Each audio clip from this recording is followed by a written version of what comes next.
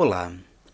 Ao longo de vários dos vídeos anteriores que já foram gravados aqui para o canal do YouTube, eu venho repetindo algumas ideias que são importantes, que estão por trás de alguns vídeos, acerca da utilidade do direito romano. Por exemplo, nos vídeos em que eu discuto o que é o direito romano, nos vídeos em que eu discuto como se ensinar o direito romano, eles têm no fundo por pressuposto uma questão que todo professor de romano aborda no começo do seu curso. Por que estudar o direito romano? Ou, perguntando de uma outra forma, qual a importância do estudo do direito romano para nós, juristas contemporâneos? Esse é o tema do vídeo de hoje e o tema de mais dois outros vídeos. Então vou dividir esse tema, que ele é bastante importante, em 3 vídeos, a começar por esse daqui. Aliás, lembrando, esse tema também eu já mencionei em lives que já estão aqui no nosso canal, também vocês podem ver, mas agora eu vou sistematizar e trabalhar um pouco melhor a ideia, de uma forma um pouco mais, acredito, clara. Então vamos lá. Por que estudar o direito romano? Qual a importância do estudo do direito romano para um jurista do século XXI? Bom, começo por 2 questões que todos mencionam. Primeira delas, o direito romano, estudar o direito romano é muito interessante, embora nesse aspecto não seja fundamental, mas ele é muito interessante por erudição. Então, o jurista que estuda direito romano, ele é um jurista mais erudito, mais culto, tem um conhecimento que vai além do conhecimento médio do jurista médio, do aplicador do direito médio. Bom, alguns de vocês estão perguntando, poxa, mas isso é uma bobagem. Será? Hoje, num mercado tão concorrido, que é o mercado do direito, que forma milhares de pessoas só aqui no Brasil, todos os anos, aliás, todo semestre, se diferenciar no mercado é muito importante. Bom, vamos ver na sequência. Simplesmente conhecer as nossas leis não basta para uma pessoa ser verdadeiramente um jurista. Agora, além, conhecer simplesmente as nossas leis não basta para alguém sobreviver no nosso mercado de trabalho. Cada vez mais, os advogados, os aplicadores do direito, de uma forma geral, que se destacam, que têm mais destaque na profissão, são aqueles que vão além do conhecimento básico. Aliás, a situação está tão ruim do ensino do direito que hoje um jurista que tem um português correto, seja oral, seja escrito, já acaba se diferenciando um pouco no mercado. Isso cá entre nós é trágico porque a língua portuguesa seria fundamental. Mas os grandes juristas são aqueles que têm um algo mais. Conhecem as nossas leis, já vou mencionar isso, sabem interpretá-las, mas também que têm algum conhecimento fora do âmbito do direito ou um conhecimento mais aprofundado dentro da área do direito. Uma das formas de adquirir esse conhecimento é através do direito romano. Então, isso se via muito antigamente, mas ainda se vê hoje, muitos profissionais do direito cultos que têm conhecimento do direito romano. Eu vejo muito comumente isso na área de direito privado, envolvendo, aqui usando o termo direito privado para abranger o direito civil e o direito empresarial. Já conheci, por exemplo, professores e profissionais na área de societário que tinham um conhecimento absolutamente invejável de direito romano. Na Itália, por exemplo, eu fui aluno de um professor que é famoso advogado da área societário e é professor de direito romano. Então, não estou propriamente dizendo que se pode utilizar o direito romano para essa aplicação prática, não é esse o ponto agora, mas o direito romano como erudição. ter essa erudição é importante sim hoje. Eu diria que é mais importante hoje do que era antigamente, por conta dessa concorrência no mercado. Então, quando alguns autores dizem que é interessante direito romano por erudição, eu concordo com eles. Assim como seria interessante por erudição aqueles que, por exemplo, não precisa ser necessariamente direito romano nesse aspecto, aqueles que vão e se aprofundam, por exemplo, em filosofia. Quantos juristas famosos não têm um conhecimento de filosofia, não digo especificamente filosofia do direito, mas filosofia geral, muito aprofundado, ou noções de história, enfim. Direito romano é muito conveniente nesse aspecto. E também porque, nós vamos ver na sequência, que ele tem uma aplicação prática, sim. Então é uma forma de adquirir erudição, mas também ligado à nossa matéria, que é o direito. Então, em primeiro lugar, por que estudar direito romano? Ser erudito, erudição. Segunda razão para estudar direito romano. E aqui eu vou repetir aquilo que quase todo manual diz. Se estuda direito romano ele é importante porque ele é a base do nosso direito. Ele é a base do nosso direito. Isso todo mundo diz. Vocês abrem um manual de civil, um manual de, às vezes, comercial, empresarial, abrem um manual de outras áreas e vocês ouvem essa afirmação e, normalmente, o autor acaba não desenvolvendo. Vamos melhorar um pouquinho essa frase dividindo ela em duas partes. Em primeiro lugar, ele é a base do nosso direito. E isso é importante, esse aspecto é importante, porque sem o direito romano, vocês não têm condições adequadas de compreender obras clássicas do nosso direito. E aqui, observação, não me refiro só ao direito privado. Explicando melhor.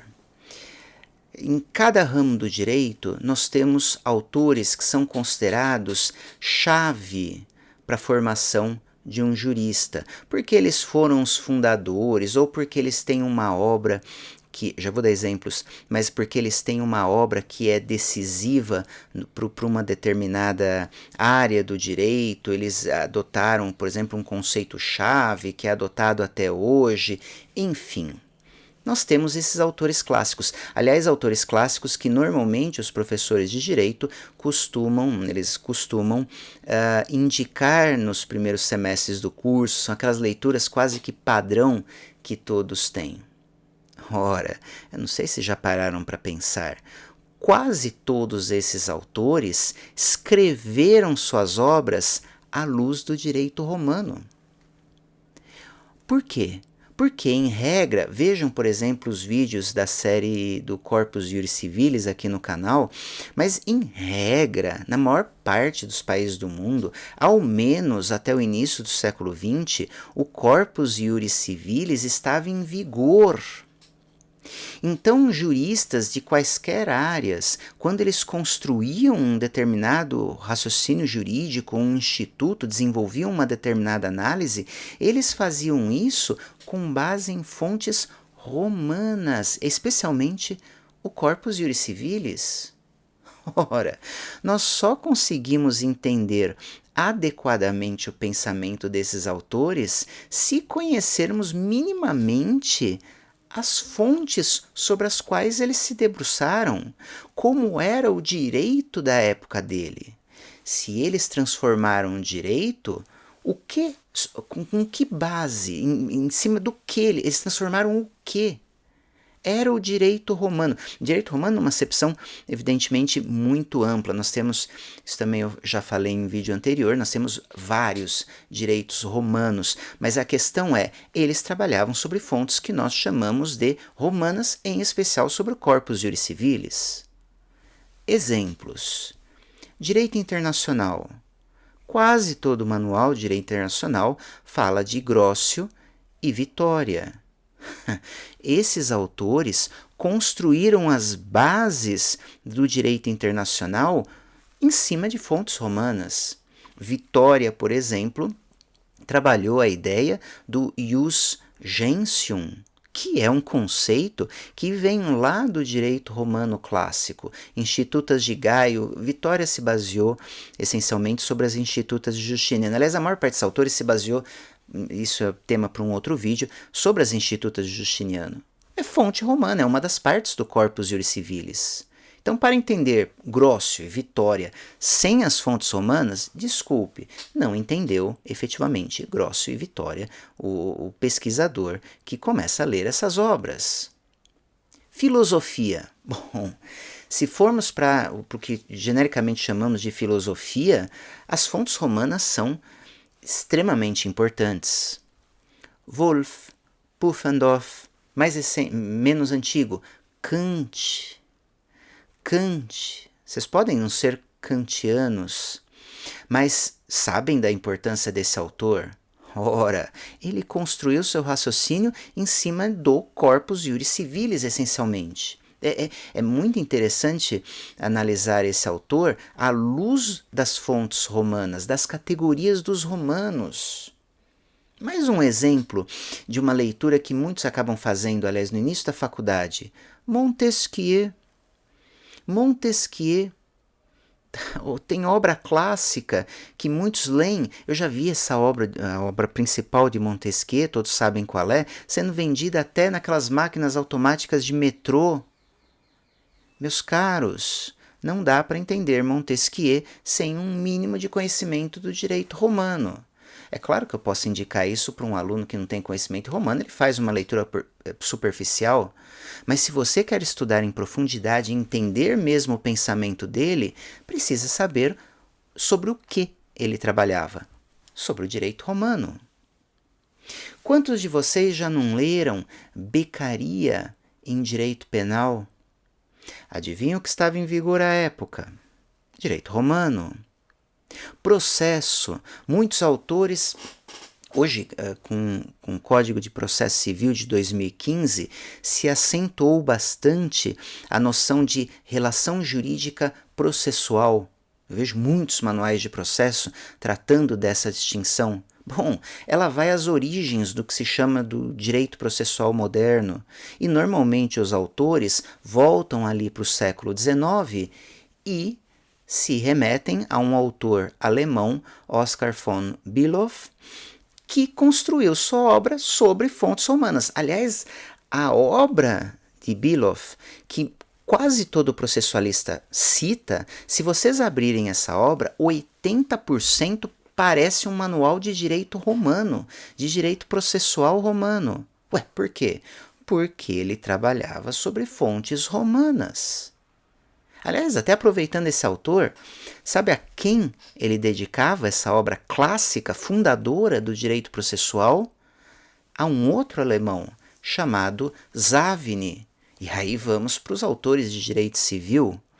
Savigny, que tem obras clássicas, mas talvez a mais conhecida entre os juristas, pelo menos aqui no Brasil, é o seu famoso Sistema do Direito Romano Atual, que foi traduzido para o francês como Tratado de Direito Romano. Talvez se vocês encontrem essa versão do Tratado de Direito Romano. Na verdade, esse tratado era um tratado de direito civil, mas um tratado de direito civil construído a partir de fontes romanas. Por quê? Porque Savigny era um fanático por direito romano? Não, porque simplesmente estava em vigor na Alemanha, quando meados do século XIX, primeira metade, na verdade, do século XIX. Quando Savigny escreveu a maior parte das suas obras, o que estava em vigor? O Corpus Iuris Civilis. Sobre o que ele construiu seu manual de direito privado? Sobre o Corpus Iuris Civilis. Jhering, outro autor clássico, muito citado, lido. Ele tem alguns trabalhos muito interessantes, curtos, que são leitura obrigatória em alguns cursos de direito. Ele trabalhava sobre direito romano. Windscheid. Voltando para a língua francesa, um século antes, Potier. E para não deixar de dar um exemplo maravilhoso brasileiro, Teixeira de Freitas, no século XIX. Grande, talvez o maior jurista latino-americano do século XIX, tinham um respeito enorme sobre as fontes romanas. E por que isso, essa fascinação pelo direito romano? Bom, por um lado, porque ele se baseava muito em autores alemães que tinham essa base como Savini, mas por outro, estava em vigor no Brasil as ordenações do Reino de Portugal. E na parte de direito privado, as ordenações eram muito lacunosas. O que se aplicava na prática nos tribunais? O corpus iuris civilis. Então, prestem atenção, isso é muito importante. Direito romano, erudição, ok. Direito romano é a base do nosso direito, ok, mas esse é o primeiro aspecto. Ele é a base do nosso direito porque ele foi a base dos fundadores de vários ramos do direito. E sem essa base hoje nossa de romano, nós não compreendemos esses grandes nomes de várias áreas do direito. Agora, segundo aspecto dessa base do direito romano, a base do nosso direito é o direito romano. Aqui o aspecto que normalmente os manuais mais abordam, que é a questão do elemento histórico. Meus caros, é impossível ser um bom jurista, interpretar adequadamente as normas jurídicas nossas sem um mínimo de conhecimento ou uma compreensão, uma consciência de um elemento histórico para a interpretação do direito. Uma brincadeira que eu faço com os meus alunos normalmente é a seguinte: se um ET, eu não acredito nisso, com todo respeito a quem acredita, mas se um ET descesse aqui na Terra e pegasse, por exemplo, a nossa Constituição de 88 e o nosso Código Civil só, seco, e levasse para o seu planeta e estudasse ali o texto seco da nossa Constituição de 88 e do nosso Código Civil de 2002, o ET teria compreensão adequada do direito romano, não, do nosso direito atual? Não. Não. Por quê? Porque, na verdade, nós temos que interpretar... E aí aquela questão de que não basta o conhecimento puro e simples das normas jurídicas seco. Vocês precisam saber interpretá-la. E a interpretação, ela varia ao longo do tempo em função de contextos novos sociais. A norma jurídica, por vezes, não é mudada, mas a sua interpretação muda radicalmente. Pensem, o exemplo que eu sempre dou, pensem no artigo 226 da Constituição, pensem na noção de família ou entidade familiar.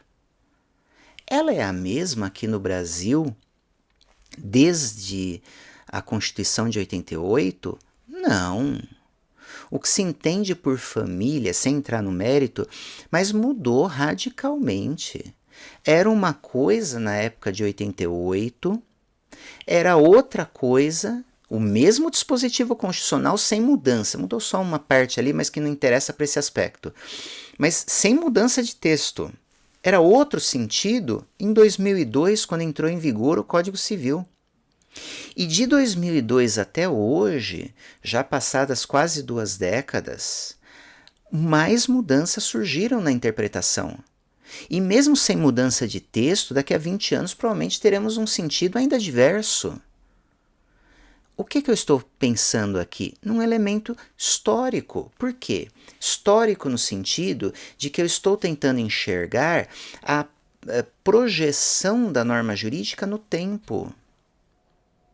Muitos alunos se espantam que muitos textos de lei nossos são quase que idênticos em vários aspectos a fontes romanas.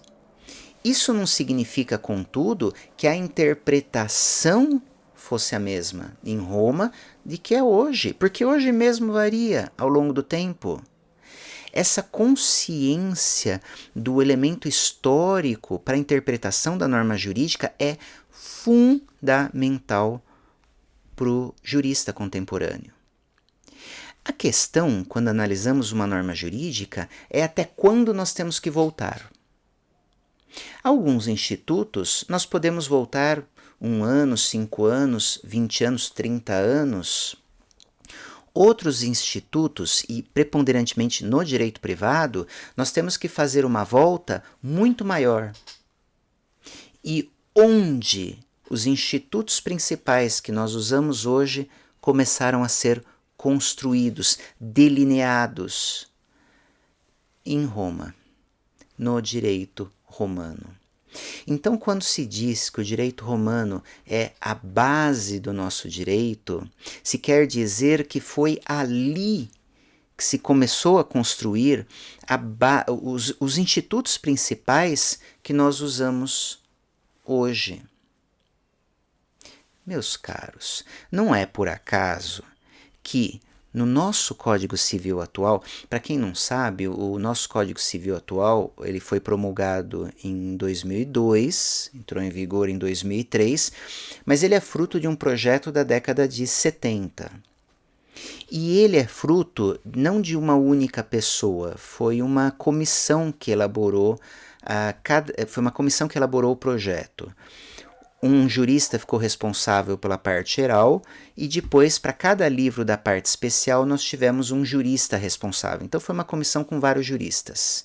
Ora, não por acaso, duas partes do Código Civil nosso foram elaboradas por juristas que eram, na época, romanistas de formação.